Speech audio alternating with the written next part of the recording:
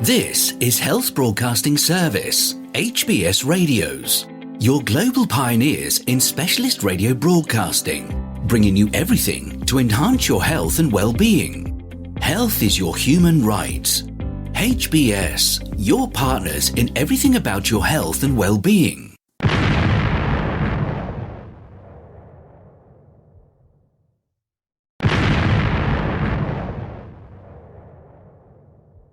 COVID's new Omicron sublineages can dodge immunity from past infection, study says. Two new sublineages of the Omicron coronavirus variant can dodge antibodies from earlier infection well enough to trigger a new wave but are far less able to thrive in the blood of people vaccinated against COVID-19, South African scientists have found.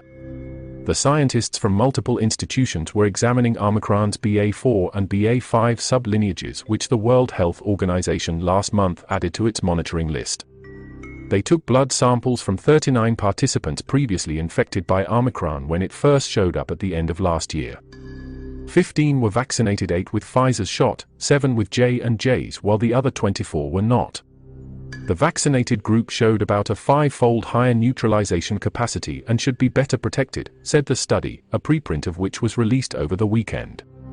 In the unvaccinated samples, there was an almost 8-fold decrease in antibody production when exposed to BA4 and BA5, compared with the original BA1 Omicron lineage. Blood from the vaccinated people showed a 3-fold decrease.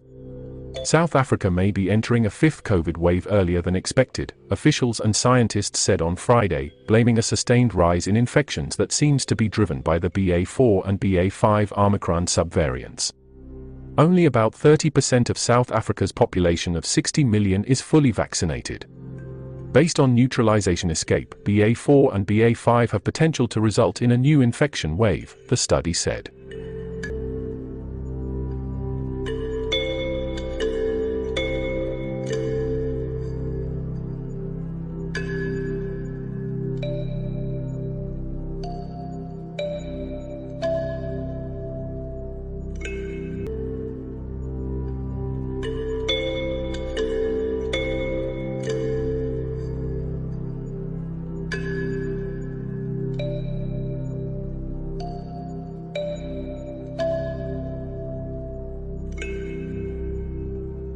EU plans to cut unneeded medical tests with data health plan. The European Commission wants to make health data easier to access by 2025 for patients, medics, regulators, and researchers in a bid to improve diagnoses, cut unnecessary costs from duplication of medical tests, and boost medicine research.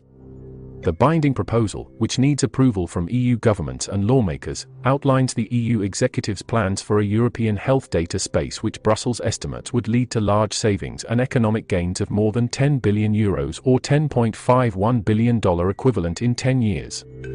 EU patients spend €1.4 billion every year on unnecessary medical images alone, the EU document said, estimating that 1 in 10 X-rays or ultrasound tests are not needed because they are usually duplications of existing valid images. Wider use of easily accessible electronic prescriptions is also estimated to lead to large savings by reducing errors in dispensing medicines. Many states still use paper prescriptions. The proliferation of unneeded tests and prescribed drugs is caused mostly by problems in accessing health data, because often health information is not accessible to patients themselves and hospitals only partly share data with each other, the Commission said. The EU executive believes it could address the problem by making data more accessible to patients through the creation of databases which are freely accessible online. Sharing data will save lives, EU Health Commissioner Stella Kyriakides said, underlining that easier access to health data would also greatly help patients by improving diagnoses. Under the plan, healthcare providers would be required to produce electronic health data that are interoperable. Data generated from patients' health records and wellness apps would be pooled in compatible formats and made accessible to patients, regulators, and researchers under strict rules to protect privacy, the document says. Stronger cybersecurity is also planned. The Commission estimates that easier access to anonymized health records for analysts and data professionals could lead to €5.4 billion in economic gains in a decade thanks to more effective research and cheaper drugs. Another €5.5 billion in gains would come from savings for patients and healthcare providers, and from faster growth of the digital health and wellness applications markets.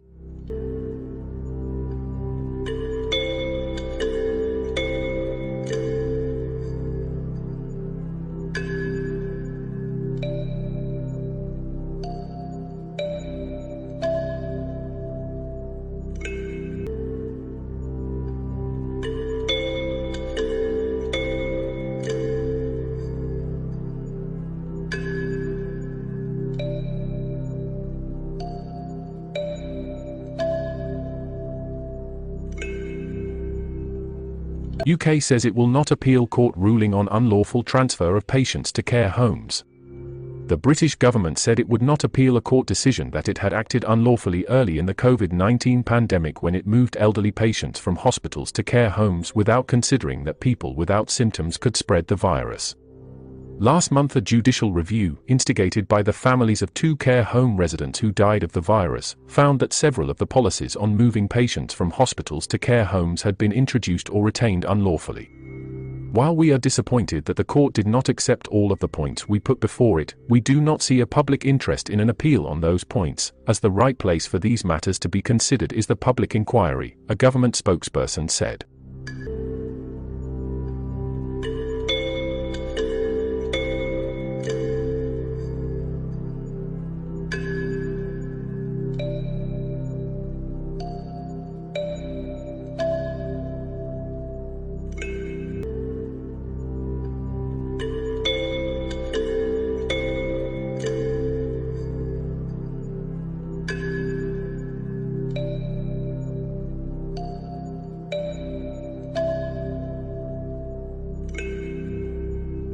As Beijing battles outbreak, China warns zero COVID doubters.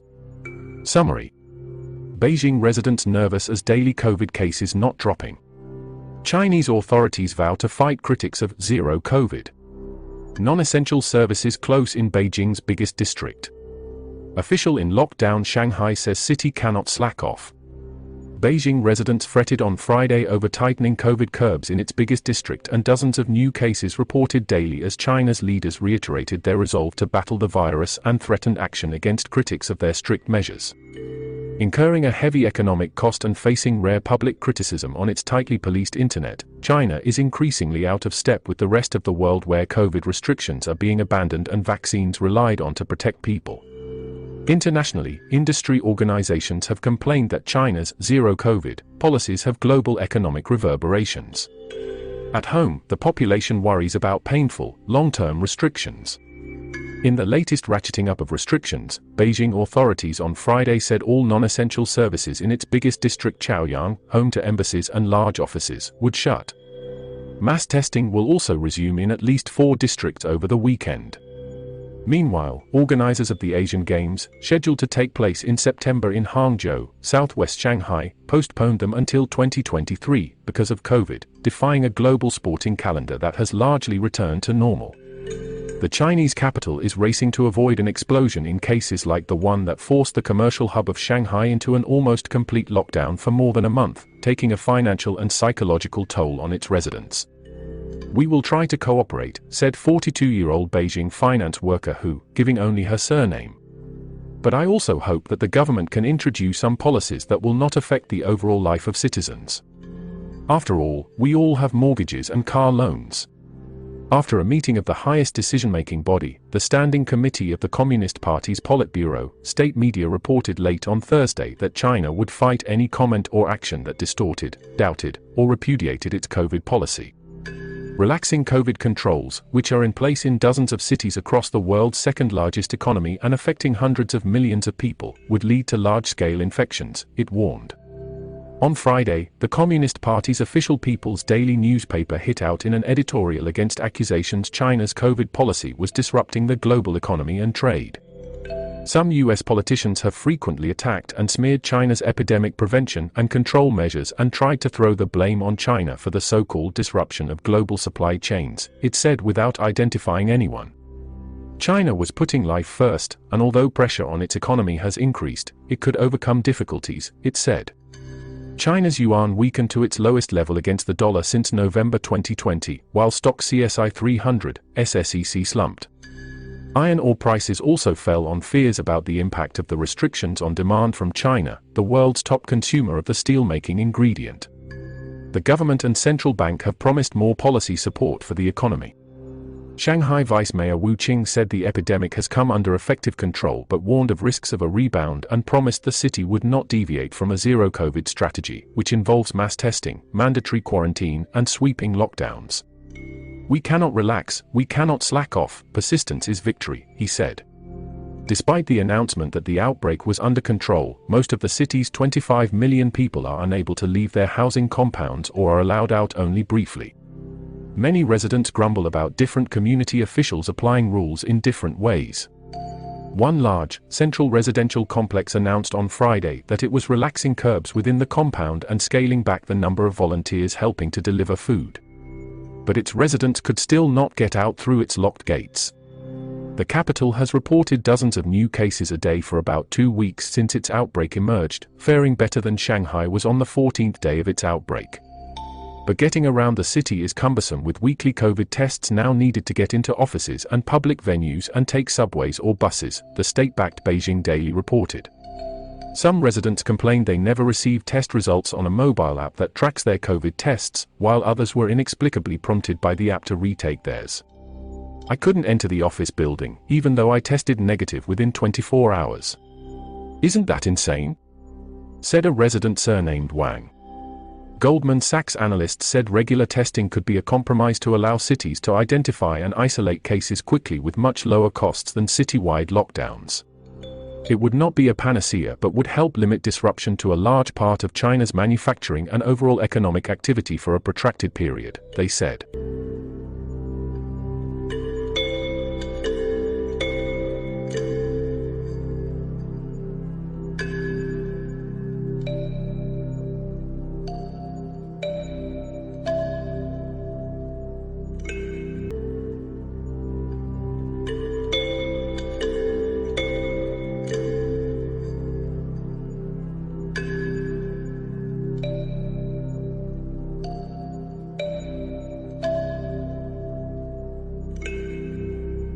U.S. elections may thwart Democratic effort to cap insulin cost. U.S. lawmakers attempting to cut the cost of insulin for more than 1 million Americans to $35 per month are unlikely to succeed as November elections draw near and complicate bipartisan support, health policy and political experts say. The U.S. House of Representatives in March passed a bill capping monthly out-of-pocket insulin costs for those with health insurance at $35. Senators are drafting a wider bill that also provides incentive for drug makers to lower list prices. Both houses must pass the same legislation for it to move forward. The Democratic-backed legislation was once seen as likely to garner the support it needed because it sidestepped requiring drug companies to cut prices, which the pharmaceutical industry would have fought. Some Republicans have said they support drug pricing reform. Health policy experts, pharmaceutical industry sources, patient advocates, and congressional staffers told Reuters that insulin legislation faces significant obstacles. Some said Democrats were still hoping to get support from 10 Republicans needed in the Senate to pass the bill. As we inch closer and closer to the summer and to the election, it seems like there may not be a lot of appetite to potentially give Democrats a win going into the elections, said Ipsitus Malinsky, managing director at research firm Capital Street. Around 8.4 million of the 37 million people in the United States with diabetes use insulin, according to the American Diabetes Association. About 1 in 5 insured Americans pay more than $35 per month for the treatment, while the rest pay about $23 per month, according to a 2021 report on drug prices by health information company IQVIA. Monthly out-of-pocket costs for insulin are already capped by 20 states and the District of Columbia. In 9 of those states and D.C., the cap is $35 or lower, the ADA said. The bill would help the estimated 1.7 million people who have private insurance or Medicare coverage and pay more than $35 a month for insulin because of their location, the design of their insurance plan, or the specific insulin they need. Laura Marston, co-founder of advocacy group The Insulin Initiative, said the bill would only have lowered the co-pays for about 20% of diabetes patients, and that her organization will continue to battle for lower list prices. From my perspective, it's not a setback in our fight to cap the price, not just the co-pay, of insulin for all, she said. About 17% of insulin users ages 18 to 64, or some 5 million to 6 million people, were uninsured or had a gap in coverage, according to a 2020 Commonwealth Fund study. 2/3 of that group paid the full price, an average of $900 a month, for the life-sustaining medicine. That has left many people rationing or skipping insulin doses, endangering their health. From R versus a HIP. PHIMA, the pharmaceutical industry trade group, has not taken a position on the legislation. Executives at 2 insulin makers said they support copay caps. 3 companies, Sanofi SA, Eli Lilly & Co., and Novo Nordisk make up 90% of the market for insulin, which was invented in the 1920s. A $35 copay cap is an elegant policy solution to help people afford their insulin, said Eli Lilly executive Sean O'Neill. Insurers would have to pass the aftermarket discounts they receive from drug makers to patients rather than integrating them in the monthly premium price for everyone, O'Neill and other industry sources said. A HIP, the health insurance industry's largest trade group, said capping the copays would result in a cost shift that would result in higher insurance premiums. CVS Health Corp., Senior Corp., and United Health Group Inc. are among the largest managers of pharmacy and health insurance benefits. The Nonpartisan Congressional Budget Office (CBO) has estimated that setting that $35 copay would cost the U.S. government $20 billion over 10 years as premiums in government-sponsored Obamacare, Medicare, and Medicaid plans rise. Higher private insurance premiums also would lead to lower wages and therefore lower tax revenue, the CBO said.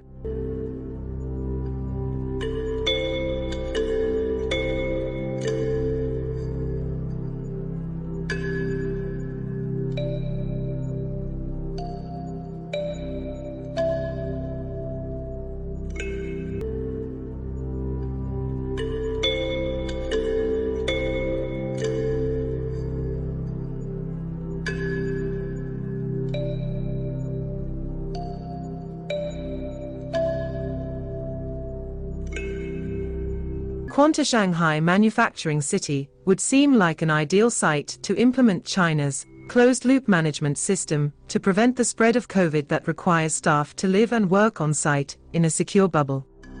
Sprawled over land the size of 20 football fields, the campus houses factories, living quarters for 40,000 workers, some living 12 per room, and even a supermarket. But as COVID-19 breached Qantas' defenses, the system broke down into chaos on Thursday. Videos posted online showed more than 100 Qantas workers physically overwhelming security guards in hazmat suits and vaulting over factory gates to escape being trapped inside the factory amid rumors that workers on the floor that day tested positive for COVID. The turmoil at Qantas underscores the struggles Shanghai faces to get its factories, many of them key links in global supply chains, back up to speed even as much of the city of 25 million remains locked down under China's dynamic zero COVID policy. Taiwan-based Qantas puts together about 3/4 of Apple's global MacBook production, and also manufactures computer circuit boards for Tesla. Qantas did not respond to a request for comment on the videos, which appeared on Chinese social media platforms before being taken down. Apple declined to comment, and Tesla did not respond to a request for comment. Qantas set up its closed loop to restart work at the factory on April 18, with about 5% of its workforce, or 2,000 employees, with plans to triple that by April 22. Chinese state media touted the restart as an example of how Shanghai was keeping business open in the country's biggest economic hub, while adhering to stringent COVID measures. Daily cases. But cases have been reported daily at an address belonging to the campus from March 26 to May 4, according to Shanghai government data. Qantas has not disclosed the number of cases among its workers. Calls seeking help to bring attention to positive cases, which were not being isolated at Qantas, began appearing on Weibo from April 6, 5 days after Shanghai implemented a citywide lockdown.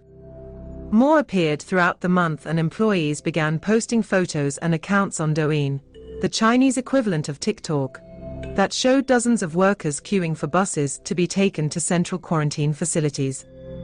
They also took videos of themselves resting in Shanghai's National Exhibition and Convention Center, one of the city's largest quarantine centers, as well as at a facility purpose-built to house Qantas workers.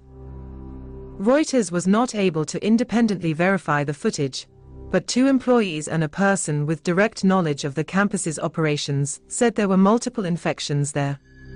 Each dormitory reported a few positive cases a day, and eventually everyone became positive, said one of the 2 workers, who gave his surname as Lee, adding that there were 8 cases in his room, including him. Employees said that cases were often not isolated for days after testing positive, and the person, with direct knowledge of the campus's operations, said there were not enough isolation spaces, resulting in continued infections. That was a trigger for Thursday night's chaos, employees said, as rumors spread that positive cases had been found among those working in the factories. The workers were spooked by an order telling them not to return to their dormitories, raising fears that they could be locked down inside the plant. While the videos of the fray were taken down by this weekend, discussion continued on Weibo and Douyin, with one user simply saying, "What a mess."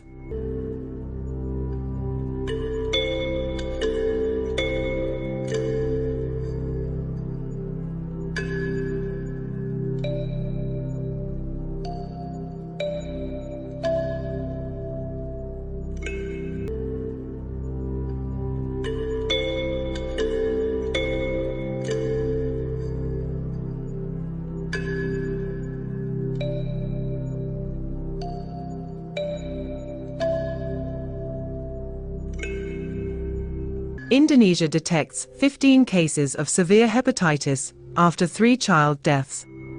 Indonesia has identified 15 cases of severe hepatitis of unknown origin after reporting 3 deaths among children, the country's health minister Budi Gunadi Sadikin told a news briefing on Monday. The World Health Organization said last week that it had received reports of at least 228 probable cases from 20 countries of child hepatitis, or inflammation of the liver. Minister Budi said Indonesia had detected 15 cases since it launched an investigation into the illness recently, adding that authorities had not determined a definitive cause. He did not say whether the 15 cases were all children, or what treatment they were receiving. A health ministry spokesperson did not immediately respond to a request for comment.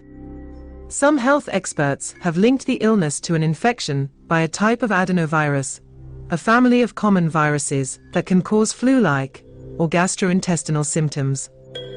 There is also a theory that COVID-19 lockdowns may have weakened children's immunity because they were less exposed to common pathogens while in isolation. Scientists are in addition looking at whether the adenovirus involved has mutated or is acting in tandem with another infection, possibly COVID-19. Earlier this month, Indonesia reported 3 children suspected to have contracted the illness had died in the capital Jakarta in April. They had received hepatitis vaccinations, the health ministry said.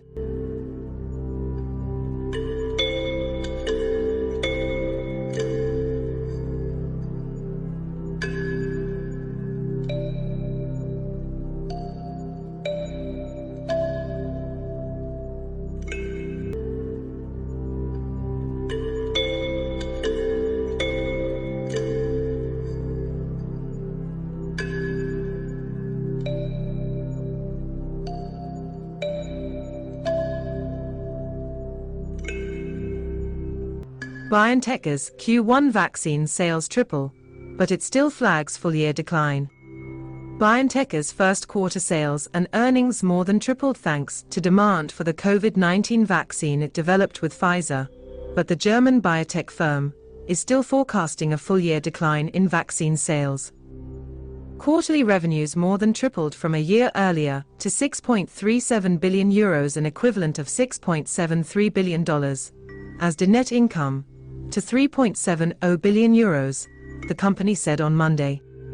As a result of an increased order volume initially placed in late 2021 following the then emerging Omicron variant, we began the year 2022 with strong revenues and earnings, leaving us well positioned to achieve the 2022 financial guidance, Finance Chief Jens Holstein said. BioNTech stood by its 2022 vaccine revenue guidance of 13 to 17 billion euros, down from 19 billion last year, implying a decline during the rest of the year. As previously, BioNTech based its guidance only on firm 2022 orders, which were unchanged at about 2.4 billion doses from a March estimate. Partner Pfizer last week also only considered the current order backlog for its 2022 COVID vaccine sales forecast of $32 billion, down from $36.8 billion last year. Rival Moderna was more bullish last week, forecasting higher vaccine sales for the second half of the year than in the first, as it expects demand for booster shots in the autumn. Demand for established COVID vaccines has waned in North America and Europe, as those willing to get the shot have mostly had their 3-shot course, and more shots are only recommended for a small group of most vulnerable seniors. Further orders will be driven by low and middle-income countries and the as yet uncertain prospect of an Omicron-adapted shot for a booster campaign before the Northern Hemisphere winter. China has not approved BioNTech's vaccine, despite a collaboration agreement with Shanghai Fosun Pharmaceutical, and even as authorities wrestle with the country's worst COVID outbreaks since the epidemic began. BioNTech added on Monday it expects to have trial data on its efforts to develop a shot adapted for Omicron in the coming weeks. The European Union's drug regulator said last week it hoped to clear adapted vaccines by September, and trials should provide more clarity over the next couple of months. Vaccine developers are investigating the relative merits of vaccines that target just one variant per shot versus vaccines that target two.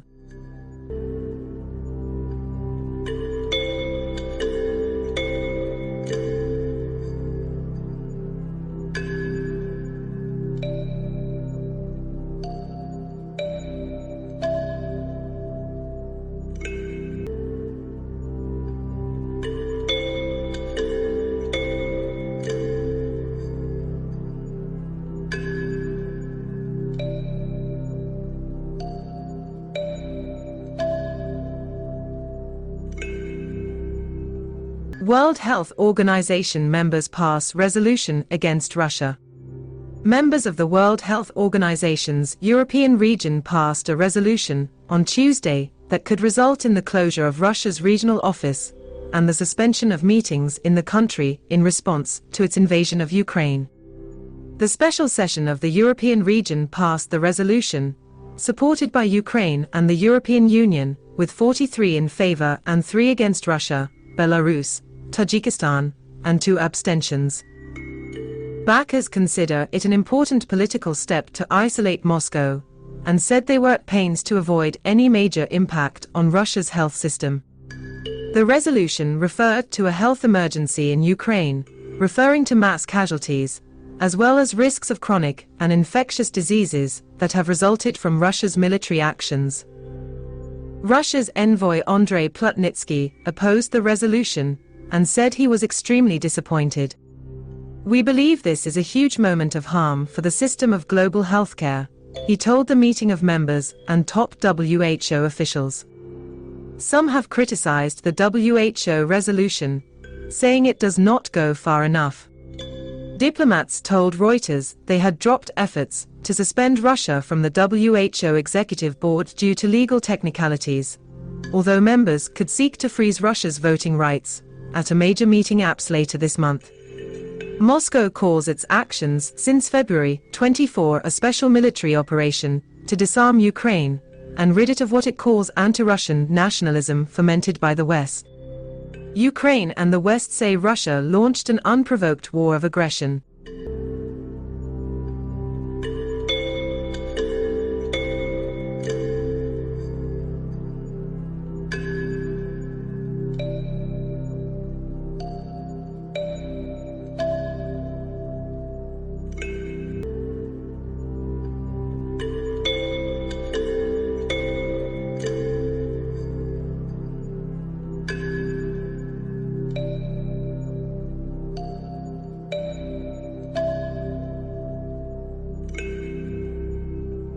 Baby formula shortage forces major U.S. retailers to limit purchase. U.S. retailers including Target Corp., CVS Health Corp., and Walgreens Boots Alliance said on Tuesday they have limited purchases of baby formula due to a supply shortfall. The limits come after major supplier Abbott Laboratories recalled some baby formula, including Similac, in February following complaints of bacterial infections in infants who consumed the products. CVS said in an emailed statement it restricted in-store and online purchases to 3 per order last month, while Walgreens issued a similar cap early in March. Grocer Kroger has a limit of 4 products per customer, while Target has had restrictions on online purchases for weeks. Abbott announced last month it would release limited quantities of nutrition products that had been put on hold following the recall. It has said no formula that has been distributed tested positive for bacteria. The company did not immediately respond to a request for comment on Tuesday.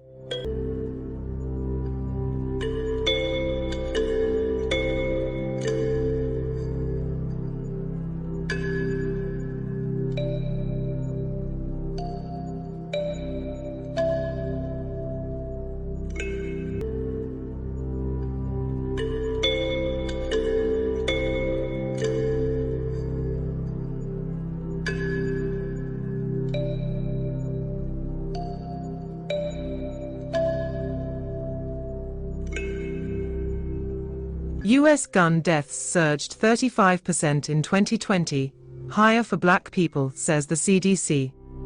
The rate of U.S. gun deaths surged 35% in 2020 to the highest point since 1994, with especially deadly levels for young black men, the U.S. Centers for Disease Control and Prevention said in a report published on Tuesday. African Americans as a whole were at least 4 times more likely to be killed by a gun than the overall population, and 12 times more likely than a white person, the data showed.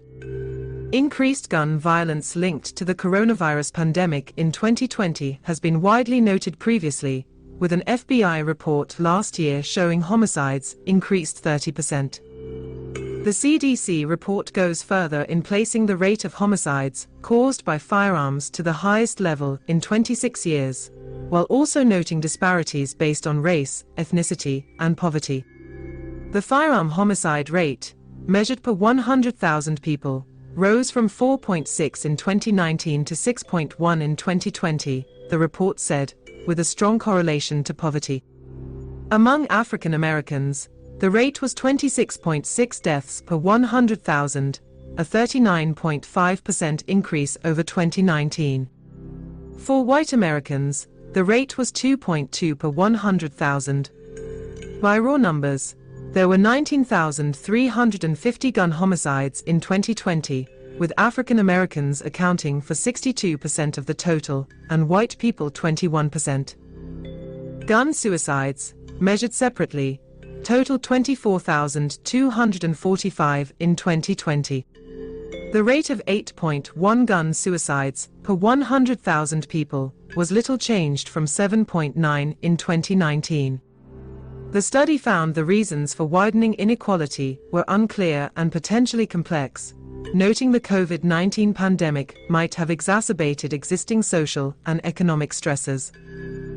But race played a distinct role, as other minorities were also found to have higher rates of gun deaths. Long-standing systemic inequities and structural racism have resulted in limited economic, housing, and educational opportunities associated with inequities in risk for violence and other health conditions among various racial and ethnic groups, the report said.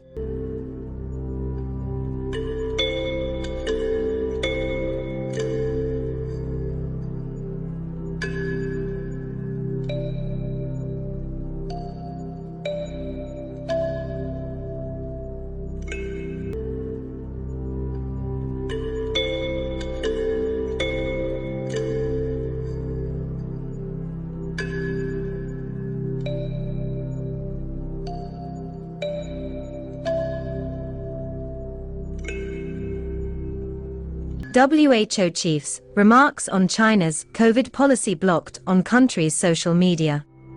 A United Nations Weibo post on the World Health Organization chief's comments that China's zero-tolerance COVID-19 policy is not sustainable was removed from the Chinese social media platform on Wednesday morning shortly after being published. WeChat, another Chinese social media platform, disabled the sharing function of a similar post by the United Nations.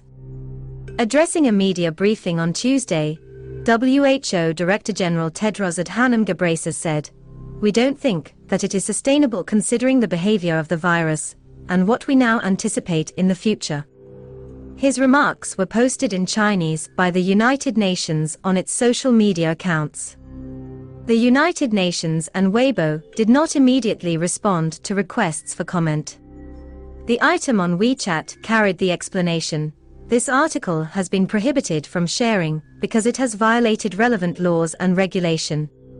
Tedros's remarks generated much buzz on China's heavily censored internet, as a prolonged lockdown in Shanghai and increasing curbs on mobility in Beijing and other cities caused mounting frustration among people. China is adamant that it will stick to its zero-COVID policy to fight a disease that first emerged in the city of Wuhan in late 2019, warning last week against criticism of a policy that it says is saving lives.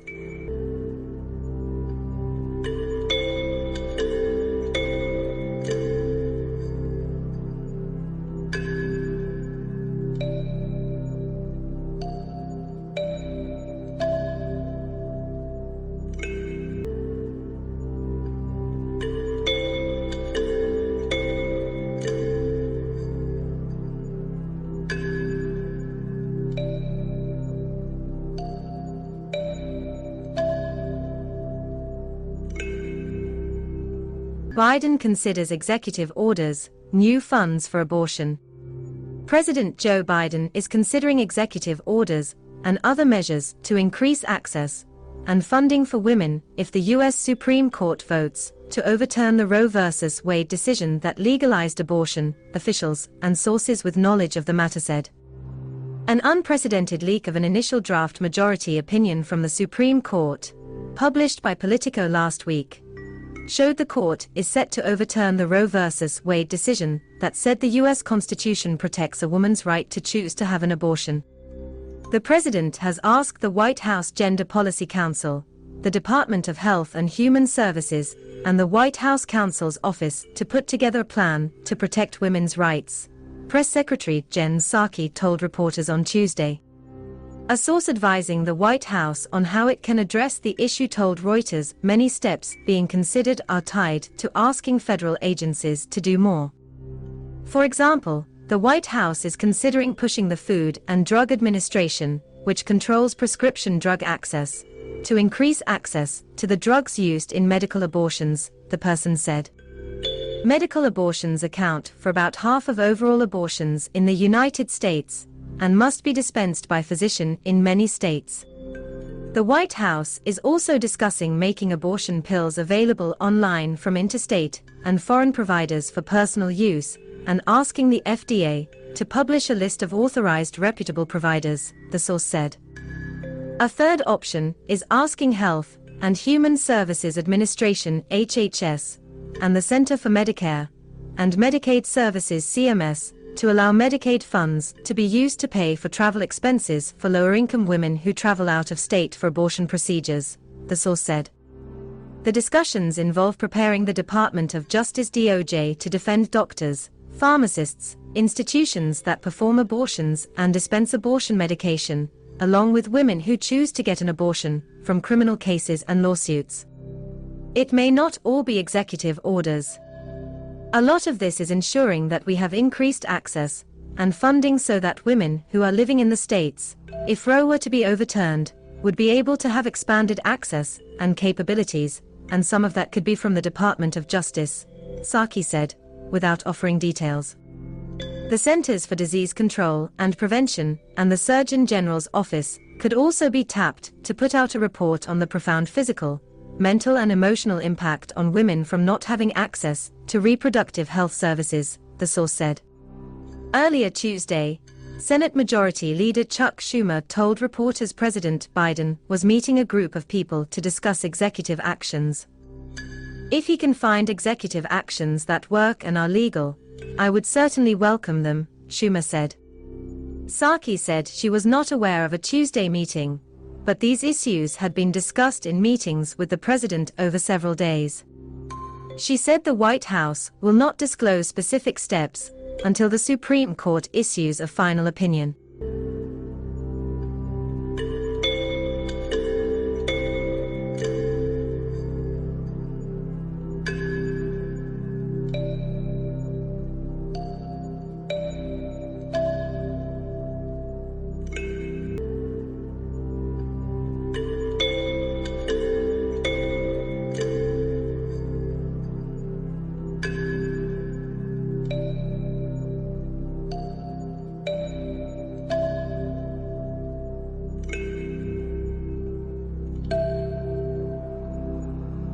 The explainer.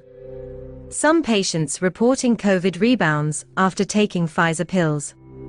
More than 2.8 million courses of Pfizer-incorporated COVID-19 oral antiviral treatment Paxlovid have been made available at pharmacies around the United States, with the Biden administration working to improve access to the drug. As Paxlovid has become more widely used, some patients have reported that COVID-19 symptoms recurred after completing treatment and experiencing improvement.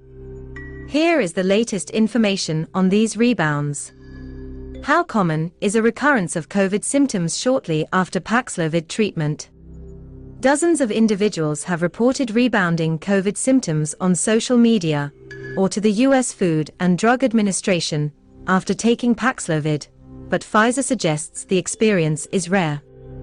Pfizer has said that from more than 300,000 patients it is monitoring who received the 5-day treatment, around 1 in 3,000, about 0.03%, reported a relapse after taking the pills. That is a lower rate than Pfizer saw in its Paxlovid clinical trial, where about 2% of participants experienced a rebound in viral levels after completing treatment. The Pfizer trial suggested relapses may be a broader COVID trend, as a similar number of those who had received a placebo also had a rebound in viral load levels. Why are these recurrences happening? The cause not yet known. Some doctors have suggested that because the drug attacks the virus so quickly, some patients' immune responses to COVID may be muted, allowing the virus to replicate again. Others have said there may be a not yet identified common characteristic among those who suffer a rebound. Pfizer Chief Development Officer William Pao said it may be related to the virus itself, not Paxlovid, since the phenomenon was found among patients who got the drug and those who did not. The U.S. Food and Drug Administration has also said it is unclear whether rebounds are related to Paxlovid. Should I take a second course of Paxlovid after a rebound? Not according to the FDA. It said last week that there is no evidence of benefit for taking a second 5-day course of the pills or for a 10-day course. Pfizer has suggested otherwise. Chief Executive Albert Bourla has said that patients and doctors had told Pfizer a second 5-day course of Paxlovid had cleared the virus. Mikhail Dolson, the company's chief scientific officer, recently said some immunocompromised patients may carry this virus for a very, very long time, and may need to take multiple courses or for an extended duration. The FDA stressed that the rebounds do not change Paxlovid's ability to reduce hospitalization and death. Who is eligible for Paxlovid? Eligibility for Paxlovid differs by country. In the United States, Paxlovid is authorized for patients at high risk for progression to severe COVID-19 whether or not they are vaccinated. According to the U.S. Centers for Disease Control and Prevention, these groups include anyone aged 65 or older and people with risk factors, such as obesity, diabetes, cancer, or use of immunosuppressive medicine. Bourla has estimated half of American adults are eligible. Does Paxlovid work against long COVID? Paxlovid is not authorized to treat the lingering, debilitating condition known as long COVID. However, there have been recent case studies of patients with long COVID who experienced relief of symptoms after taking Paxlovid.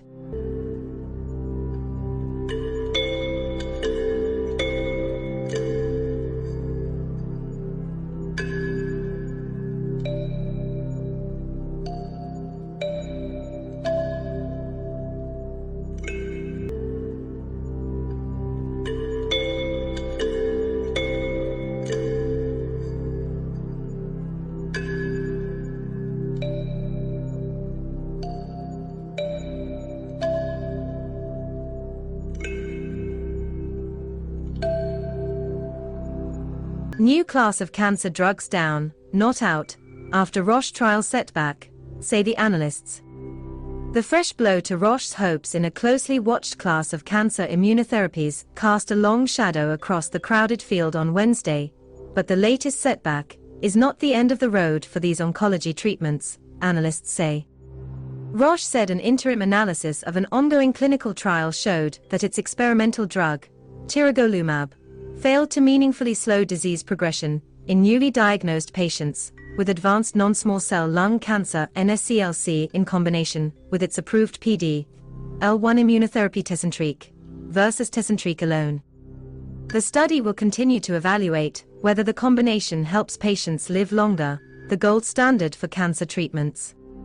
The news comes after the Swiss drug maker disclosed in March tiragolumab had failed to slow progression of a rarer, more aggressive form of lung cancer. Analysts had assigned a higher likelihood of success to the NSCLC trial, since it included patients with the most common form of lung cancer with high levels of PD-L1 proteins targeted by Tecentriq.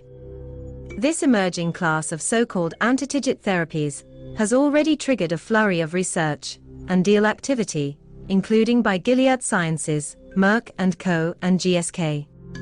Drug makers are looking to nab a piece of the lucrative cancer market focused on a protein believed to help cancer cells thwart immune system detection. Roche shares fell almost 7% on Wednesday for its worst day since March 2020, and took shares of its rivals in the field down with it. We see this failure as bad for the sector in general, Truist Securities analyst Robin Karnauskas wrote in a note, cautioning that final trial data are still to come. Roche is expected to provide fresh data from the study next year. But she noted that for many immuno-oncology studies, much of the difference in results has been seen in overall survival benefit, rather than keeping the disease from worsening, known as progression-free survival. The global cancer drug market is expected to balloon to $272 billion by 2030 from $136.2 billion in 2020, according to estimates from Precedence Research. Chemotherapy and other targeted medicines are commonly used to bolster the effects of immunotherapies, such as the established PD-L1 and PD-1 checkpoint inhibitors, such as Merck's top-selling Keytruda. The fresh hope is that targeting two checkpoint proteins, TIGIT and PD-L1, PD-1 will better treat a broader set of patients. The Roche news follows the sting of a string of prominent immunotherapy combination failures in recent years. RBC Capital Markets analyst Brian Abrahams said any benefit of TIGIT co-administration could take longer to play out, which is not uncommon with immuno-oncology therapies. The disappointing result from the Roche trial is likely to cast doubt on whether the TIGIT class has additive efficacy in oncology, but clearer benefits could be achieved with a different drug or construct, he added. The setback on Wednesday could also be linked to the way Roche designed a statistical plan for the trial, analysts cautioned, suggesting that the study still had a chance of eventually demonstrating positive results.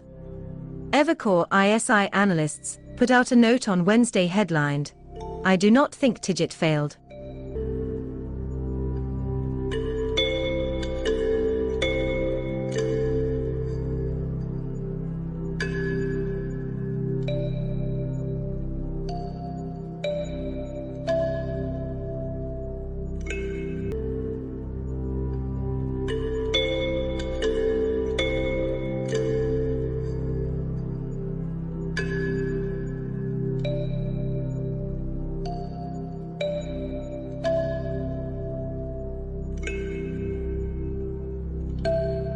Biden to mark 1 million American dead from coronavirus Thursday.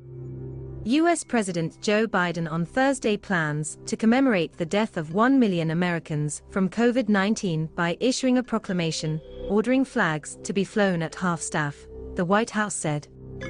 The president will also make a statement at 5 a.m. about the grim milestone and reference it in pre-recorded remarks to kick off the second global COVID summit at approximately 9 a.m., the White House added.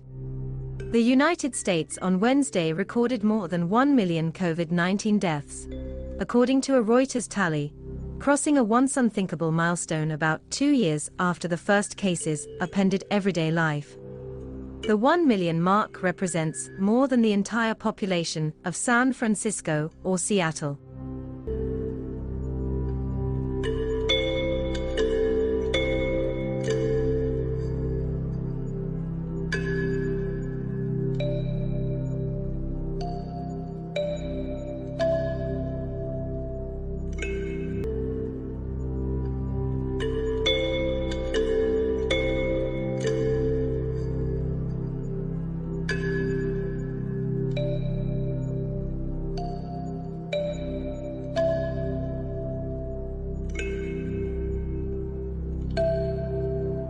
China Resources in talks to take C1 Pharma private at $3 billion valuation. State conglomerate China Resources is in early-stage talks with C1 Pharmaceuticals chairman about jointly taking the Hong Kong-listed company private in a deal valuing it at nearly $3 billion, two people with knowledge of the matter said. C1 is attractive to China Resources Holdings Co. Limited, they said, due to sharp growth for its medical aesthetics business, after the company became the exclusive distributor in China for Letibo, a Botox product made by South Korea's Hugel Incorporated. China Resources and Che Fengxing, C1's chairman and largest shareholder, are considering offering $2.50 per share, the People said. That represents a premium of more than 60% to the firm's average share price over the past 3 months of $1.53.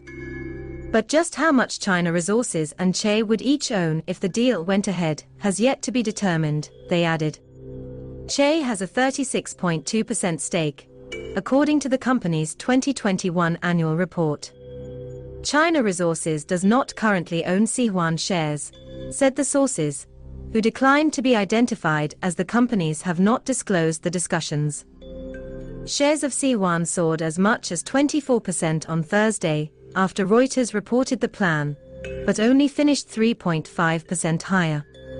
China Resources declined to comment, and Che did not respond to a request for comment made via C1.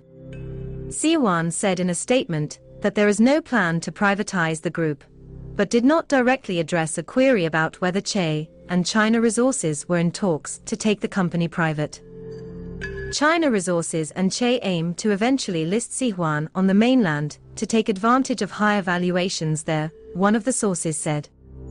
The company, which also has generics and innovative drugs businesses, is trading at 12 times trailing earnings in Hong Kong. That's far below multiples of 89 and 70 for Make Technology Development and Bloomage Biotechnology, both mainland-listed peers in medical aesthetics. Amid surging demand for plastic surgery and products like Botox, revenues for China's medical aesthetics market almost tripled to 177 billion yuan, an equivalent of $26 billion in 2019 compared to 2015 levels, according to iResearch. It predicts the market will be worth 312 billion yuan by 2023. C1 saw revenue for its medical aesthetic division saw nearly 1,400% last year to 399 million yuan, an equivalent of $59 million, accounting for 12% of its total income. The division is also developing products such as skin repair gel. Founded in 1938, China Resources is one of the country's largest state-owned conglomerates with businesses spanning real estate, healthcare, consumer goods, energy and finance. Its unit China Resources Pharmaceutical manufactures a variety of drugs in China under well-known brands, including 999, a popular cold remedy.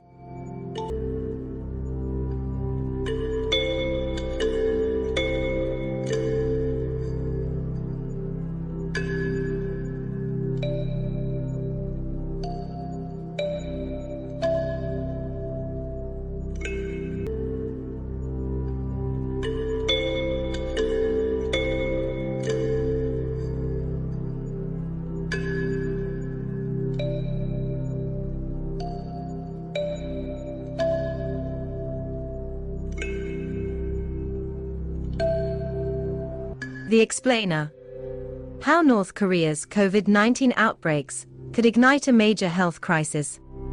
North Korea's admission that it is battling an explosive COVID-19 outbreak has raised concerns that the virus could devastate a country with an under-resourced health system, limited testing capabilities, and no vaccine program.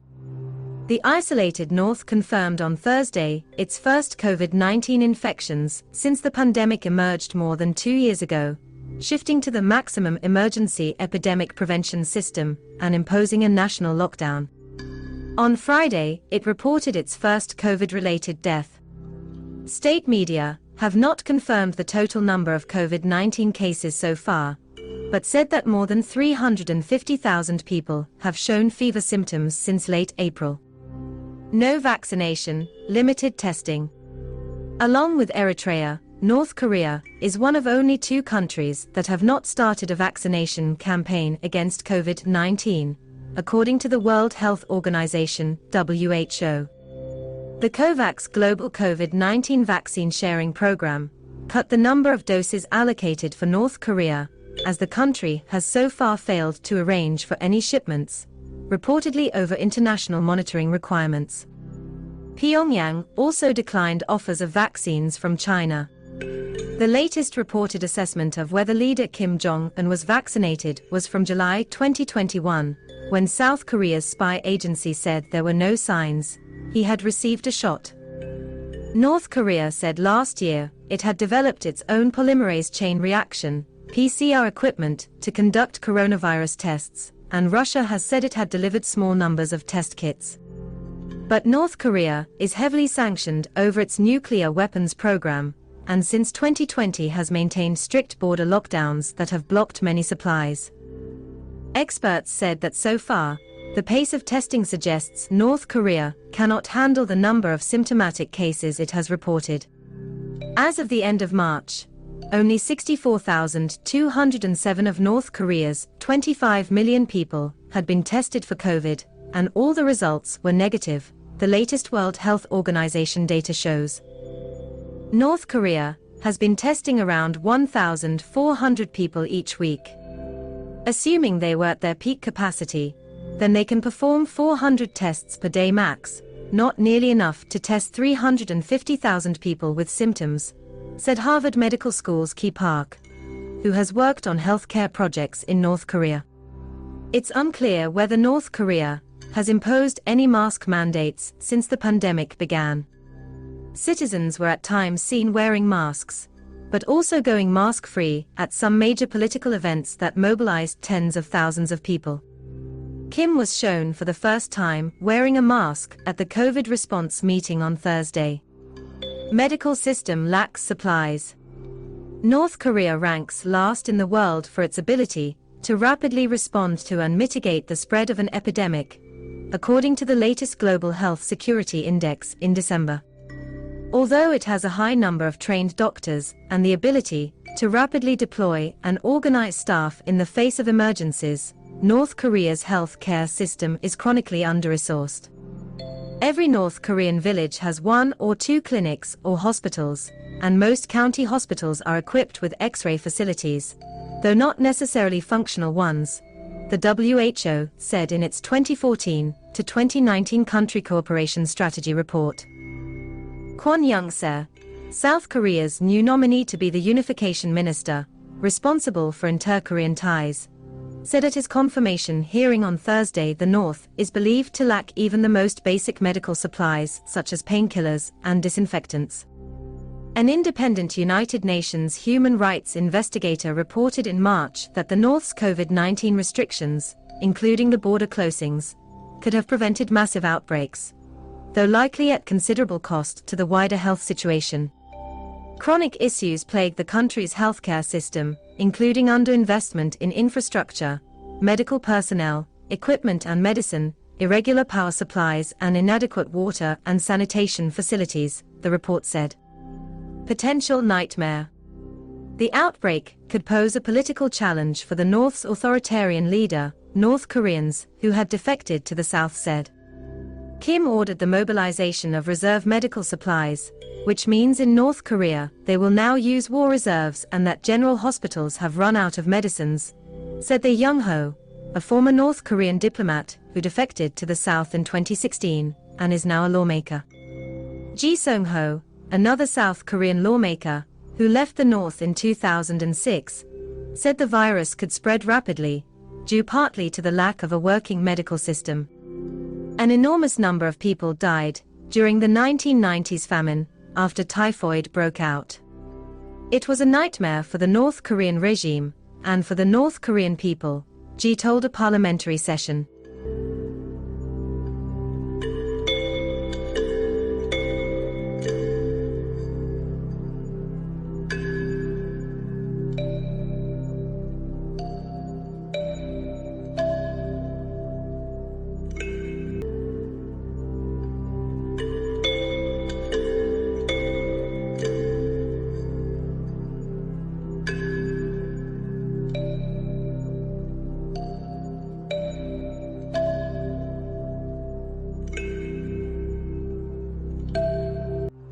England's COVID prevalence falls again, ONS survey confirms.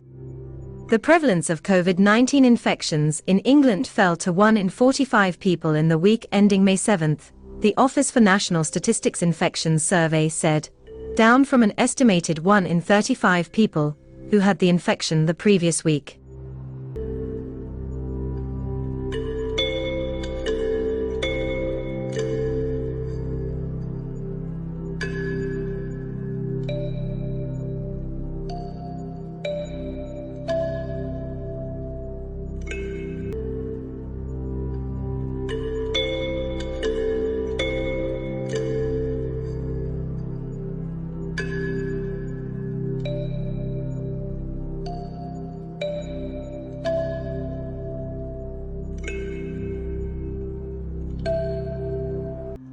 Blood marker identified for babies at risk of SIDS hailed as breakthrough. A team of Australian researchers have identified a biochemical marker in the blood that could help identify newborn babies at risk for sudden infant death syndrome SIDS, a breakthrough they said creates an avenue to future tragedy-preventing interventions. In their study, babies who died of SIDS had lower levels of an enzyme called butyrylcholinesterase BCHE shortly after birth, the researchers said. BCHE plays a major role in the brain's arousal pathway, and low levels would reduce a sleeping infant's ability to wake up or respond to its environment. The findings are game-changing and not only offer hope for the future, but answers for the past, study leader Dr. Carmel Harrington of the Children's Hospital at Westmead in Australia said in a statement. An apparently healthy baby going to sleep and not waking up is every parent's nightmare, and until now there was absolutely no way of knowing which infant would succumb, Harrington said. But that's not the case anymore. We have found the first marker to indicate vulnerability prior to death. Using dried blood spots taken at birth as part of a newborn screening program, Harrington's team compared BCHE levels in 26 babies who later died of SIDS, 41 infants who died of other causes, and 655 surviving infants. The fact that levels of the enzyme were significantly lower in the infants who subsequently died of SIDS suggests the SIDS babies were inherently vulnerable to dysfunction of the autonomic nervous system, which controls unconscious and involuntary functions in the body, the researchers said. The Sydney Children's Hospital Network in Australia called the discovery a world-first breakthrough. A failure to wake up when appropriate has long been considered a key component of an infant's vulnerability to SIDS, the research team said in The Lancet's eBiomedicine. SIDS is the unexplained death of an apparently healthy infant while asleep. Harrington lost her own child to SIDS 29 years ago and has dedicated her career to researching the condition, according to the statement. Further research needs to be undertaken with urgency to determine whether routine measurement of BCHE could potentially help prevent future SIDS deaths, the investigators said.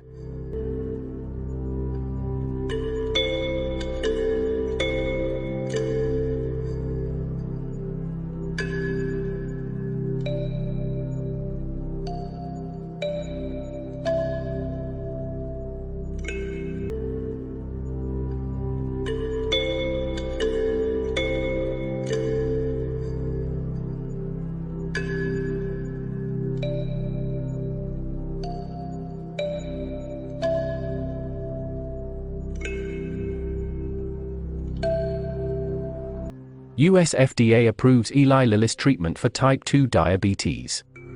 The US Food and Drug Administration said on Friday it had approved Eli Lilly's injected drug tirzepatide, which has the brand name Mounjaro, to help improve blood sugar control in adults with type 2 diabetes. The FDA said Mounjaro, along with diet and exercise, improved blood sugar levels and was more effective than the other diabetes therapies with which it was compared in clinical studies. Mounjaro is designed to activate receptors for hormones involved in blood sugar control. It is administered by injection under the skin once weekly, with the dose adjusted as tolerated to meet blood sugar goals. Lilly reported last month that a late-stage trial of tirzepatide showed that it helped obese patients lose more than 20% of their weight, leading Wall Street to boost sales forecasts for the drug. Analysts currently project 2026 sales of tirzepatide to reach $4.7 billion, according to Refinitiv. Similar diabetes drugs include Novo Nordisk's Ozempic, which is also approved by the FDA, under the brand name Wegovy, as a treatment for obesity. Type 2 diabetes, the most common form of the disease, is a chronic and progressive condition in which the body does not make or use insulin normally, leading to high levels of sugar in the blood. More than 30 million Americans have type 2 diabetes, according to the FDA. Shares of Eli Lilly were down by a fraction of a percentage point at $291.40 in late trading on the New York Stock Exchange.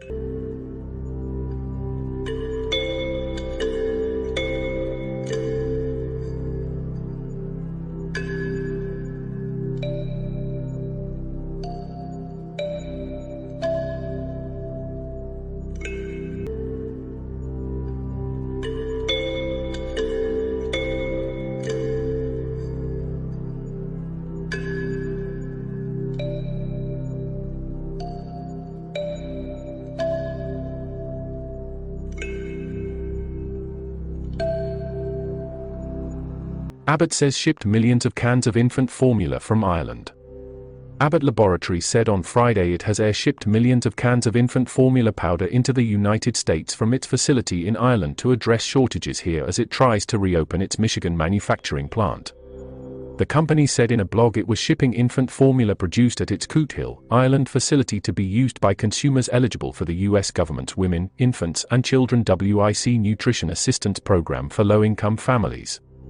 Abbott in February recalled some baby formulas, including certain Similac products, made at the Sturgis plant after complaints about bacterial infections in infants who had consumed the products. It is working with the U.S. Food and Drug Administration to reopen the plant. The company said it has also been working with the U.S. Department of Agriculture USDA and WIC agencies. In states where Abbott has the WIC contract, it will pay rebates on competing products if Similac is not available through August. In a May 13 letter to Abbott Chairman Robert Ford, USDA Secretary Thomas Vilsack asked for the policy to be put in place through August instead of month by month. The company also said it has prioritized infant formula production at its facility at Columbus, Ohio, converting other liquid manufacturing lines into making Similac liquid ready to feed. Lack of supply from Abbott has exacerbated a broad shortage of baby formula, which has been hit by supply chain snags and historic inflation rates. U.S. President Joe Biden met on Thursday with executives from infant formula manufacturers and retailers, pressing them to do everything possible to get families access. Separately, the U.S. Centers for Disease Control and Prevention (CDC) closed its investigation on Abbott's infant formula, with no additional cases of infections, according to a notice on the FDA website.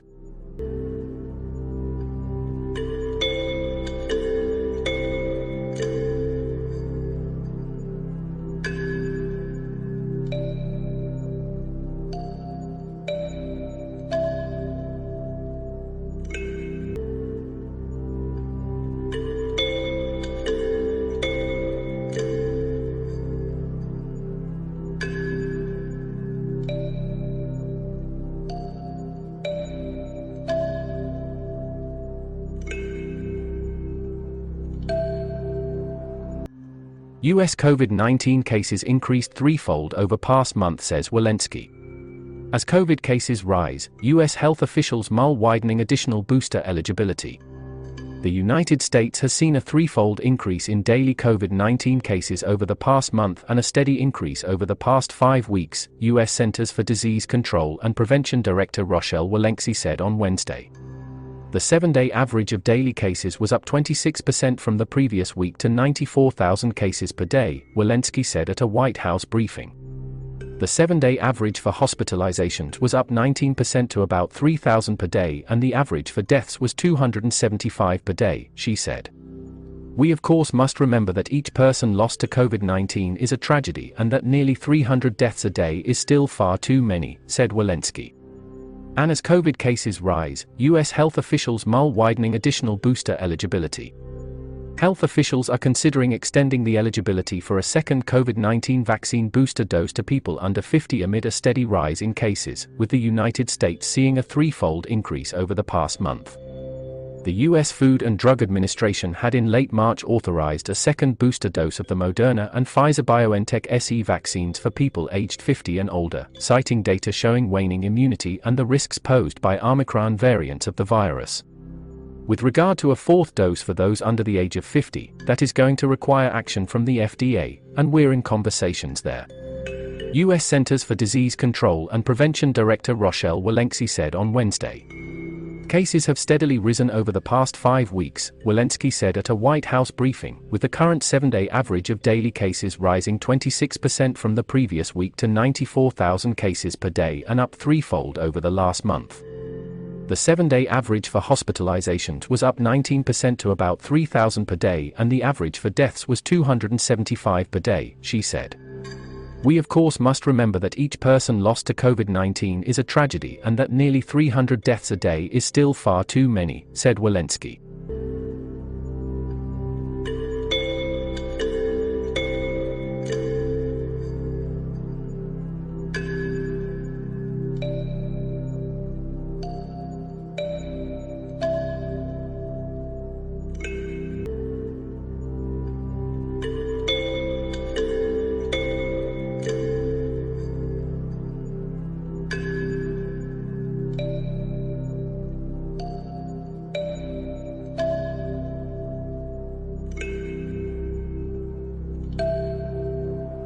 Monkeypox worries Portuguese health body but transmission risk is low. The health authority in Portugal, the country with the most monkeypox cases, said on Thursday it was worried about the spread of the disease but asked people to stay calm as the transmission risk was low. Portugal has reported 14 cases of monkeypox and there are around 20 suspected infections, the spokesperson for the country's monkeypox working group, Margarida Tavares, told Reuters in a video interview. Monkeypox is usually a mild viral illness, characterized by fever and a distinctive bumpy rash. The outbreaks in Britain, Portugal, Spain, the United States and other countries raised alarm because the disease, which spreads through close contact and was first found in monkeys, mostly occurs in West and Central Africa, and only very occasionally elsewhere. The health authority is worried. It is important to act in the right way and make the right decisions to break transmission chains, Tavares said. But the risk for the population is low. It is not a disease that is easily transmitted. Tavares said cases in Portugal were all detected in sexual health clinics and those infected were men aged between 20 and 40 years old who self-identified as gay, bisexual or men who have sex with men. They all have mild symptoms and their health status is improving. No one has been hospitalized. There are two main strains, the Congo strain, which is more severe, with up to 10% mortality, and the West African strain, which has a fatality rate of about 1%. Portugal's cases are of the West African strain. None of those infected have traveled to Africa and authorities have not been able to identify a link between the cases, she added. Neighboring Spain reported on Thursday its first 7 confirmed cases and 22 possible cases, all in the central region of Madrid. It's possible we will have more cases in the coming days, said Madrid Regional Public Health Chief, Antonio Zapatero. The Portuguese Health Authority has asked those with symptoms to refrain from direct physical contact with others.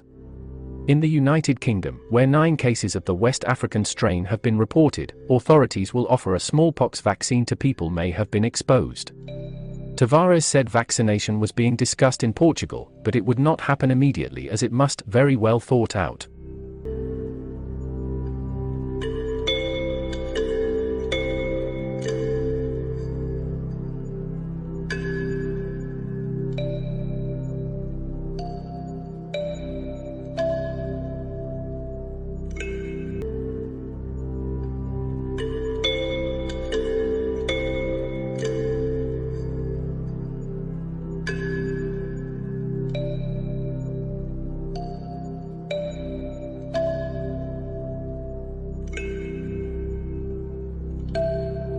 Massachusetts identifies first 2022 U.S. case of monkeypox infection.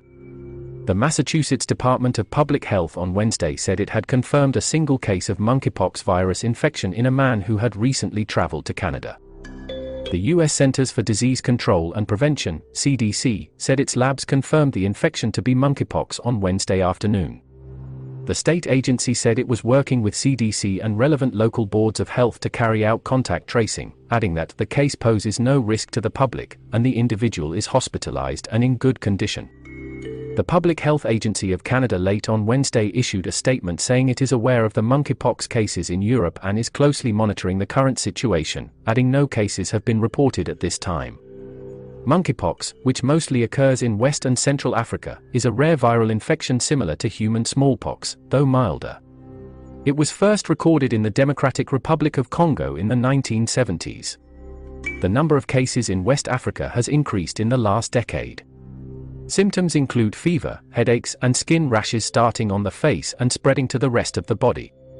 The Massachusetts agency said the virus does not spread easily between people, but transmission can occur through contact with body fluids, monkeypox sores, items such as bedding or clothing that have been contaminated with fluids or sores, or through respiratory droplets following prolonged face-to-face contact. It said no monkeypox cases had previously been identified in the United States this year. Texas and Maryland each reported a case in 2021 in people with recent travel to Nigeria.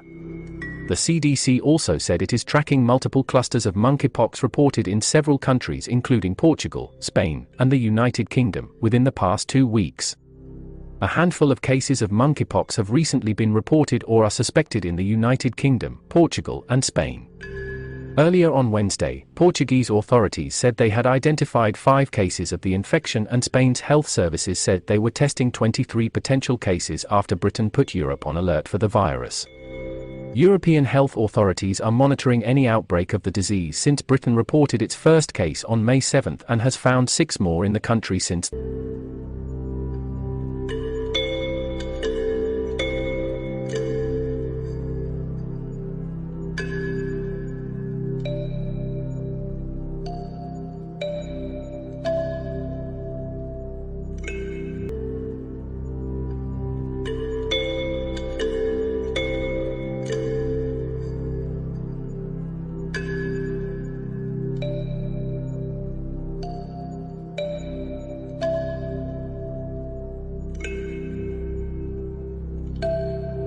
Britain offers smallpox shot as monkeypox cases spread in Europe.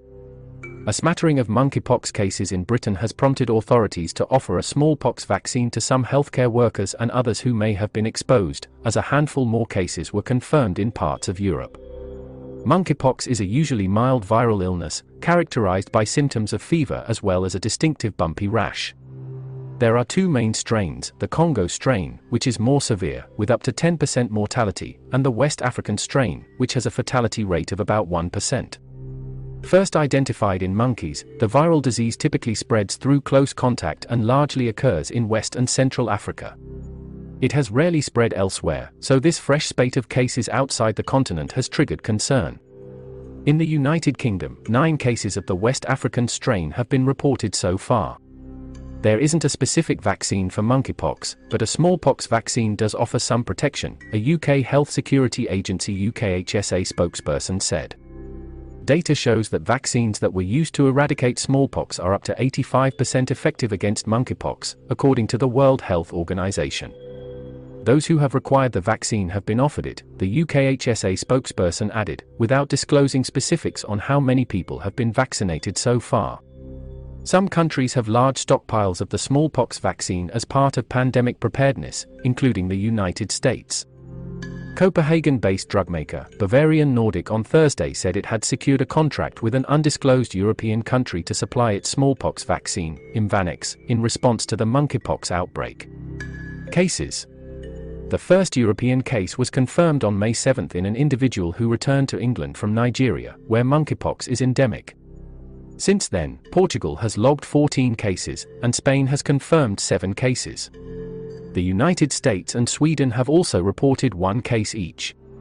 Italian authorities have confirmed 1 case and suspect 2 more. Several monkeypox outbreaks in Africa have been contained during the COVID pandemic while the world's attention was elsewhere, Africa's top public health agency said on Thursday. We are however concerned at the multiple countries outside, especially in Europe, that are seeing these outbreaks of monkeypox, the acting director of the Africa Centers for Disease Control and Prevention, Ahmed Ogwell Uma, said. It would be very useful for knowledge to be shared regarding what the source of these outbreaks actually are, he said. Meanwhile, in Britain, the UKHSA has highlighted that the recent cases in the country were predominantly among men who self-identified as gay, bisexual, or men who have sex with men. This unusual spike in cases outside of Africa could suggest a novel means of spread or a change in the virus, said Anne Rimoyne, an epidemiology professor at UCLA in California. But this is all to be determined. This isn't going to cause a nationwide epidemic like COVID did, cautioned Jimmy Whitworth, professor of international public health at the London School of Hygiene and Tropical Medicine. But it's a serious outbreak of a serious disease, and we should take it seriously.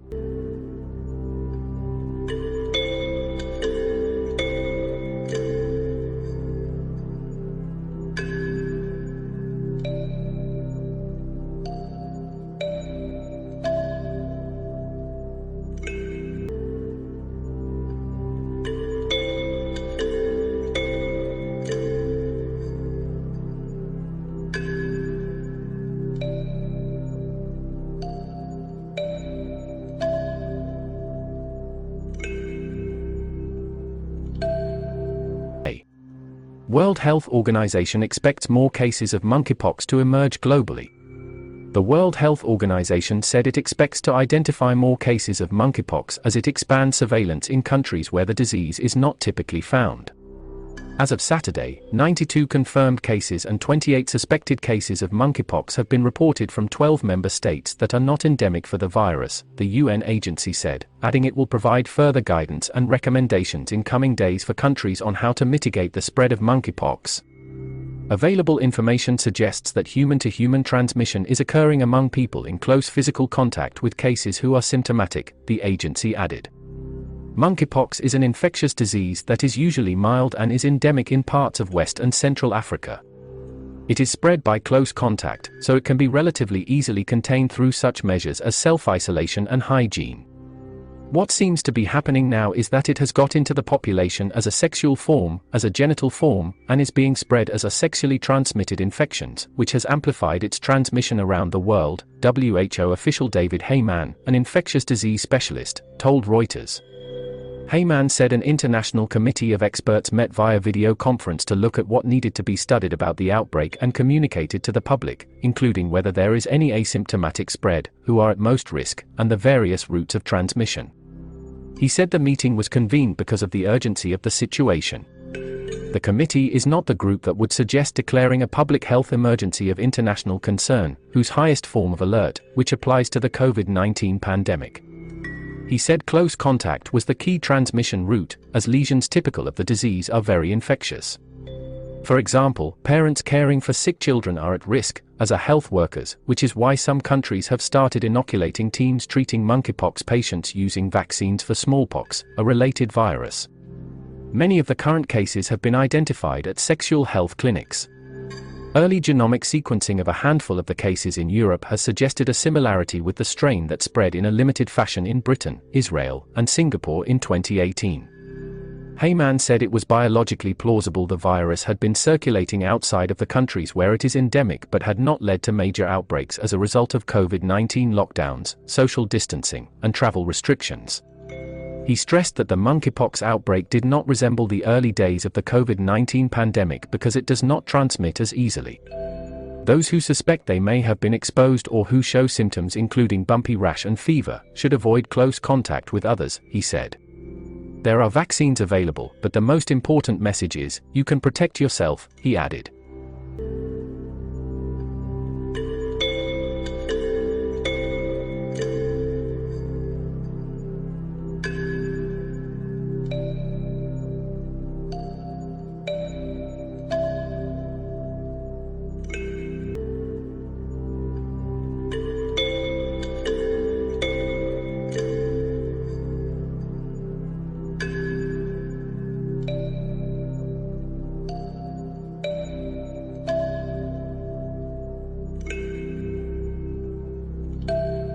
How concerned should we be about monkeypox? Global health officials have sounded the alarm over rising cases in Europe and elsewhere of monkeypox, a type of viral infection more common to West and Central Africa. As of Saturday, 92 confirmed cases and 28 suspected cases of monkeypox have been reported from 12 member states that are not endemic for the virus, according to the World Health Organization (WHO). The UN agency said it expects to identify more cases of monkeypox as it expands surveillance in countries where the disease is not typically found, and will provide further guidance and recommendations in coming days for countries on how to mitigate the spread of monkeypox. The following is what is known about the current outbreak and relative risk of monkeypox. How dangerous is it? The risk to the general public is low at this time, a US public health official told reporters at a briefing on Friday. Monkeypox is a virus that can cause symptoms including fever, aches, and presents with a distinctive bumpy rash. It is related to smallpox, but is usually milder, particularly the West African strain of the virus that was identified in a US case, which has a fatality rate of around 1%. Most people fully recover in 2 to 4 weeks, the official said. The virus is not as easily transmitted as the SARS-CoV-2 virus that spurred the global COVID-19 pandemic. Experts believe the current monkeypox outbreak is being spread through close, intimate skin-on-skin contact with someone who has an active rash. That should make its spread easier to contain once infections are identified, experts said.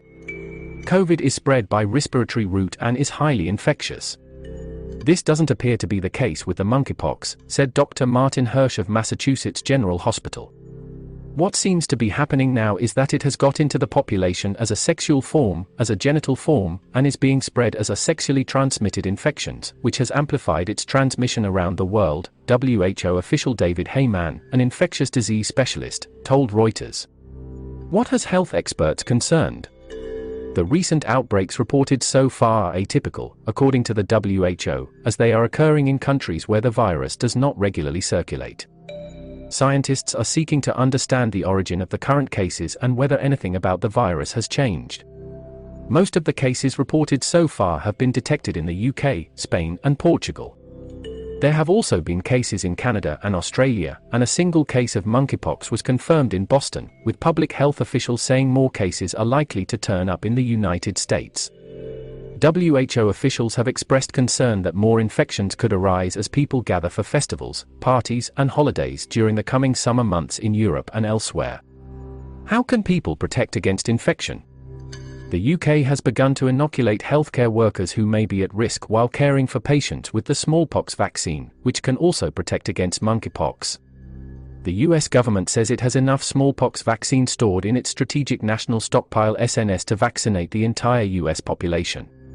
There are antiviral drugs for smallpox that could also be used to treat monkeypox under certain circumstances, a spokesperson for the US Department of Health and Human Services said in a statement. More broadly, health officials say that people should avoid close personal contact with someone who has a rash illness or who is otherwise unwell. People who suspect they have monkeypox should isolate and seek medical care. What might be behind the spike in cases?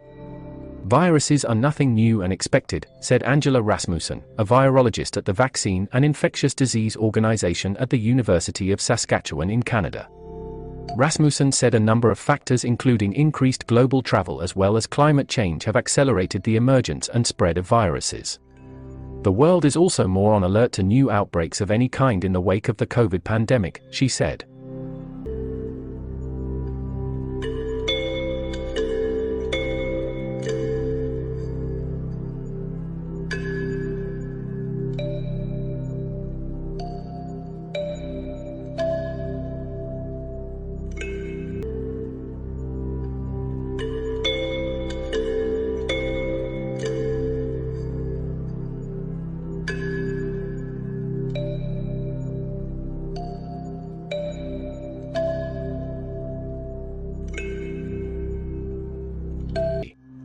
Russian resolution on Ukraine health emergency fails at World Health Organization. A Russian resolution that expresses concerns about a health emergency in Ukraine but makes no reference to its own actions in the country was rejected by a World Health Organization assembly on Thursday.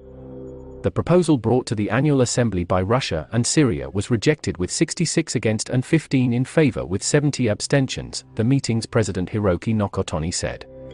It closely mirrors the language of the Western-led resolution, with both expressing grave concerns over the ongoing health emergency in and around Ukraine. It also condemns attacks on civilians. Feel free to connect with us on our Facebook platform at Health Broadcast and our website at www.healthbroadcastingservice.com.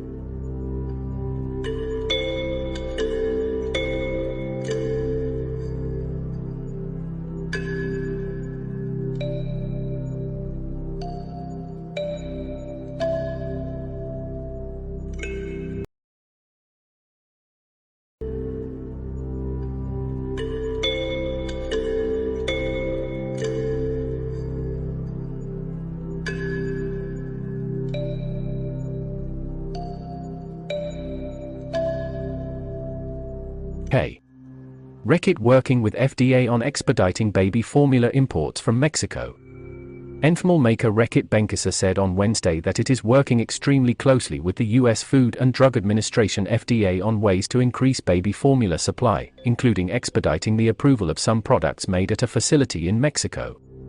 Reckitt said it is also working with the U.S. Department of Agriculture USDA to expand the availability of formula under the Women, Infants and Children program that helps low-income mothers get access to baby formula. Danone SA has been doubling shipments to the United States of Neocate formula for infants allergic to cow's milk, while Enfamil maker Reckitt is also working to boost supplies amid a nationwide shortage, company executives said on Wednesday. Top manufacturer Abbott Laboratories in February recalled dozens of types of its Similac, Alimentum and L-Care formulas, creating one of the most urgent food shortages in recent history for U.S. families. Accelerating this process, while still ensuring high safety and quality standards, would allow us to significantly increase supply to U.S. consumers, Robert Cleveland, Reckitt's Senior Vice President of North America and Europe Nutrition, said in prepared remarks that he may read later on Wednesday at a hearing with U.S. lawmakers on the shortages. The British company, which supplies roughly half the U.S. baby formula market, said it is also working with the U.S. Department of Agriculture USDA to expand the availability of formula under a program that helps low-income families. Danone, the world's second biggest baby formula maker after Nestle but a relatively small player in the United States with less than 5% of market share, is stepping up supply of Neocate more broadly. The Abbott recall affected 38 markets. It's not only the US, said Magdalena Brozetta, Danone's Vice President General Counsel of Specialized Nutrition. Our factory in Europe is serving multiple markets, of course. The numbers and the volumes and the US are bigger just because of the size of the market. The French company declined to say how many cans or tons of product it is exporting. When asked if Danone would bring its flagship Aptamil formula into the United States, Brozetta said the company had been discussing a number of options with authorities, adding that it was easier to increase imports of products that were already available in the country than introduce new ones. Their focus is to try to unblock any logistical situations that other players could be facing, she added. It's a bit early to say what exactly would that entail. Brozetta said Danone is producing more formula at its plant in Liverpool, Britain, and not rerouting product from elsewhere. We will keep on serving our existing geographies at the level of their respective demand, she said. Reckitt said it is working extremely closely with the U.S. Food and Drug Administration on ways to increase supply, including expediting the approval of some products made at a facility in Mexico.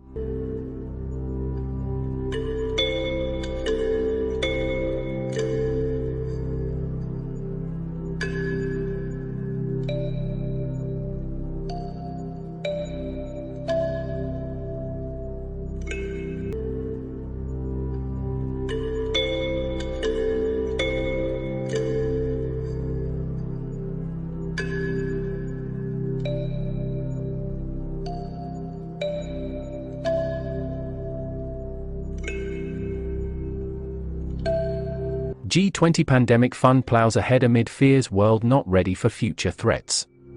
A multi-billion-dollar fund set up by G20 countries to help developing countries better prepare for pandemics could be operational within months, according to the World Bank. The bank, which will house the fund, said it was proceeding quickly to set up the facility, after releasing a white paper for consultation last week on how it might work. Pandemic preparedness is a top global priority, a spokesperson for the bank told Reuters by email. The fund is expected to be open for business later this year.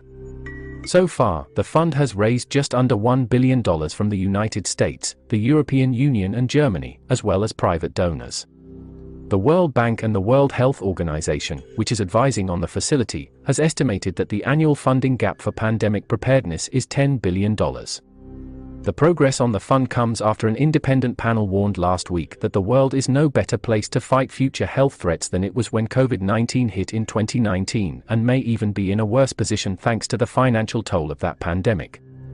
The fund has been a key topic for discussion on the sidelines of the World Health Organization's annual assembly, taking place in Geneva this week, although it is not officially on the agenda. On Monday, the pharmaceutical industry said wealthy nations should fund a supply mechanism for vaccines for low-income countries without delay, in case of a new pandemic. The World Bank said it was still consulting with partners on how the fund would work and what it would spend money on. It is vital that this fund supports gaps identified at the country level, said Eloise Todd, co-founder of the Pandemic Action Network, who said it was also important to make sure that countries that might benefit had a voice at the table.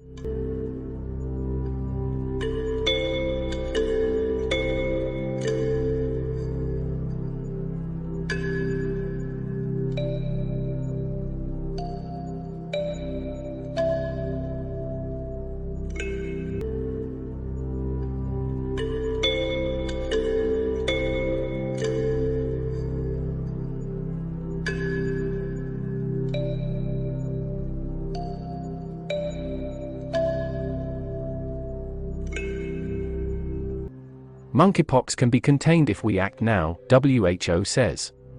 New summary. No need for mass vaccination currently, body says.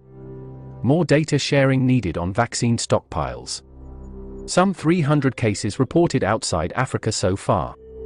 Countries should take quick steps to contain the spread of monkeypox and share data about their vaccine stockpiles, a senior World Health Organization official said on Friday. We think that if we put in place the right measures now we probably can contain this easily, Sylvie Bryant, WHO Director for Global Infectious Hazard Preparedness, told the UN agency's annual assembly. Monkeypox is a usually mild viral infection that is endemic in parts of West and Central Africa. It spreads chiefly through close contact and until the recent outbreak, was rarely seen in other parts of the world, which is why the recent emergence of cases in Europe, the United States and other areas has raised alarms.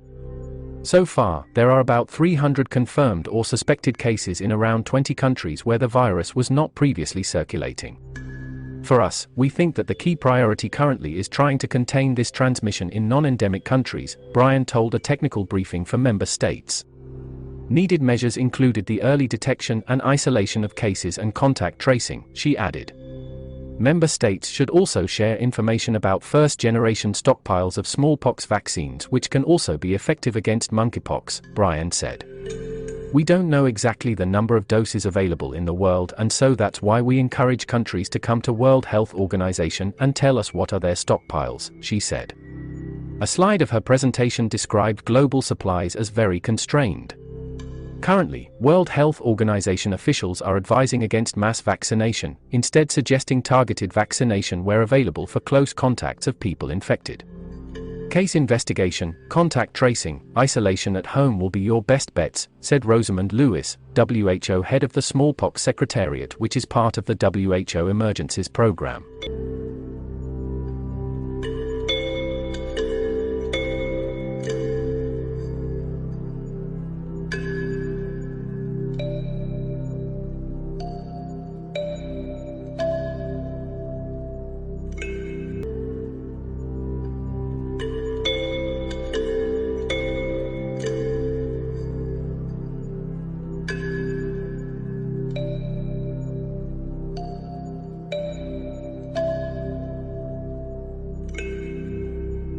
First steps in reforming global health emergency rules adopted at World Health Organization meeting.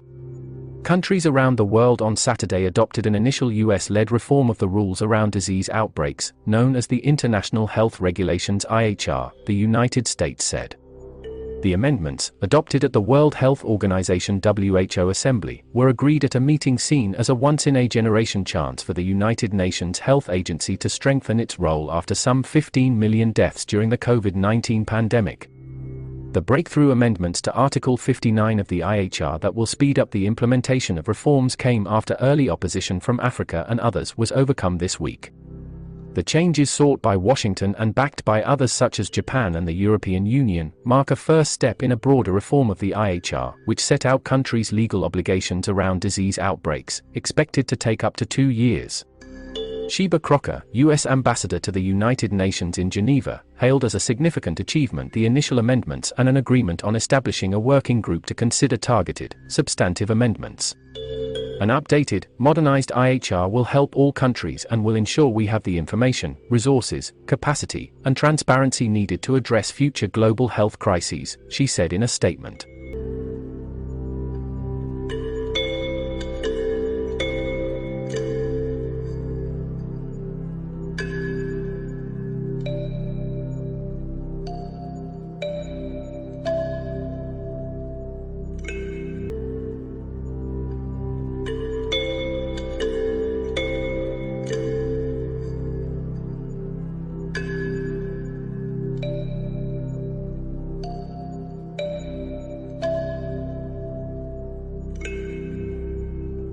Shanghai edges towards COVID reopening as Beijing plans to ease curbs.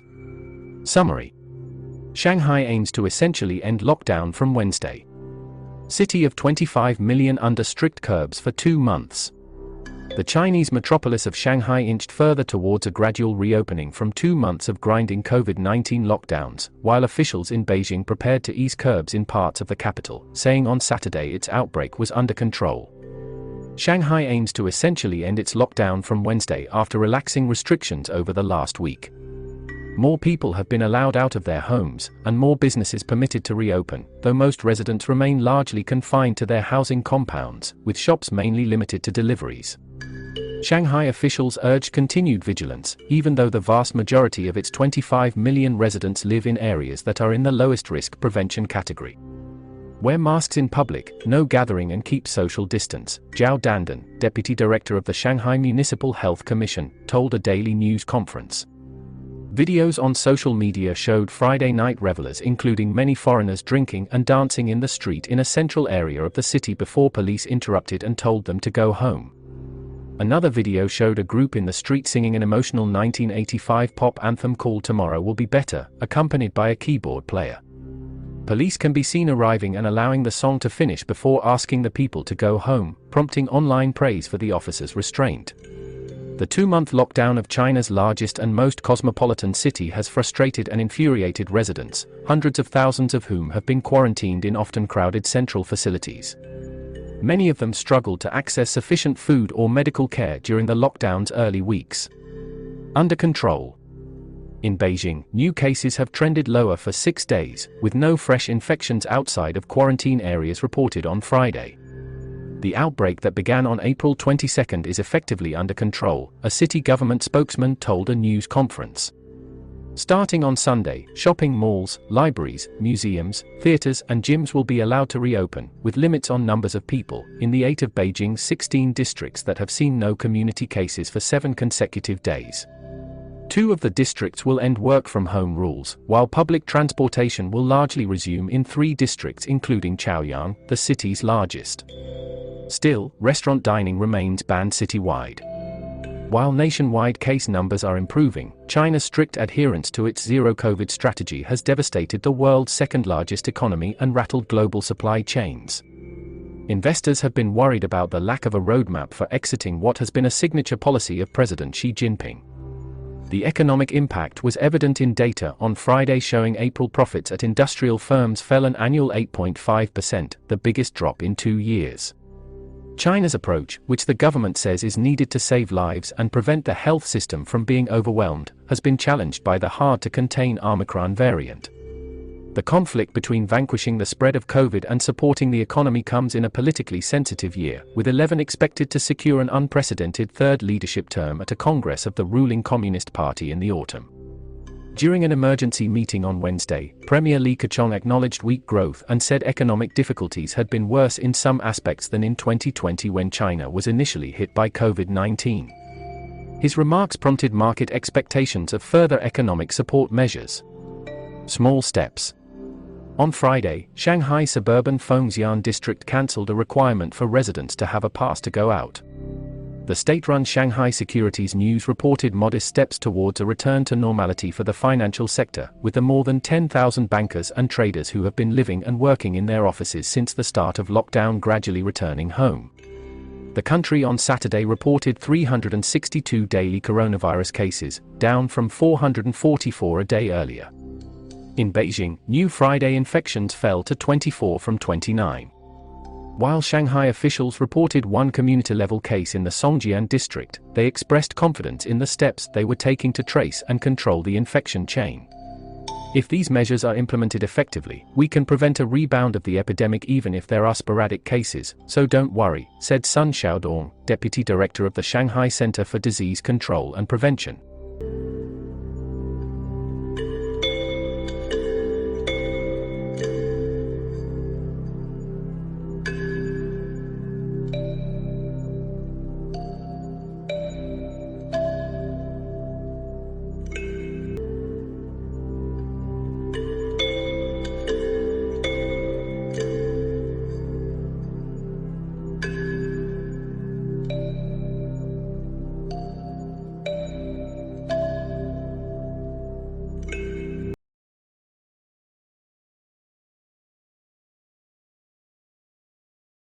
Watching the Health Broadcasting Service YouTube channel.